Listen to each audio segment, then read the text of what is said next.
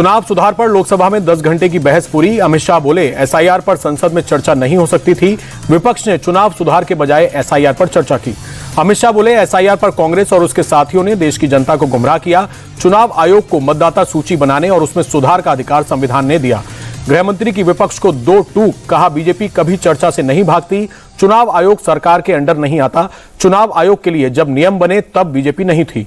अमित शाह बोले पहला, दूसरा और तीसरा एसआईआर नेहरू के कार्यकाल में हुआ। इंदिरा और राजीव गांधी के समय भी एसआईआर, लेकिन इससे पहले कभी विरोध नहीं हुआ। अमित शाह बोले एसआईआर वोटर लिस्ट का शुद्धिकरण, विदेशी नागरिक चुन चुनकर डिलीट होंगे। घुसपैठिए इस देश में पीएम और सीएम तय नहीं कर सकते। राहुल गांधी के आरोपों पर अमित शाह का जवाब, कहा राहुल गांधी ने 5 नवंबर को परमाणु बम फोड़ा। हरियाणा को लेकर झूठ कहा, हरियाणा में कोई फर्जी वोटर नहीं। राहुल गांधी ने अमित शाह को बीच में टोककर बहस की चुनौती दी। कहा गृह मंत्री का जवाब घबराया, हरियाणा के वोटर लिस्ट में एक नहीं कई गड़बड़ी। राहुल के टोकने पर अमित शाह भड़के, बोले राहुल के कहने से संसद नहीं चलेगी। मेरे भाषण का क्रम विपक्ष नहीं तय करेगा। मैं किसी के उकसावे में नहीं आने वाला। अमित शाह बोले सबसे पहली वोट चोरी पंडित नेहरू ने की। सरदार पटेल को 28 और नेहरू को सिर्फ 2 वोट मिले, फिर भी नेहरू पीएम बने। ये पहली वोट चोरी थी।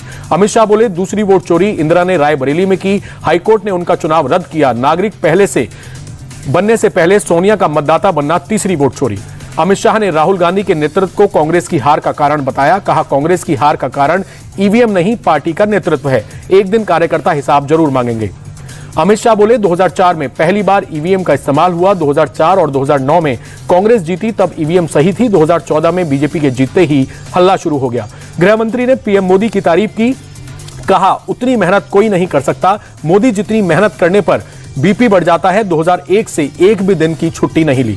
अमित शाह के भाषण के बीच कांग्रेस समेत पूरे इंडिया अलायंस का लोकसभा से वॉकआउट। किरण रिजिजू बोले राहुल गांधी सच नहीं सुन सकते, इसलिए भाग गए।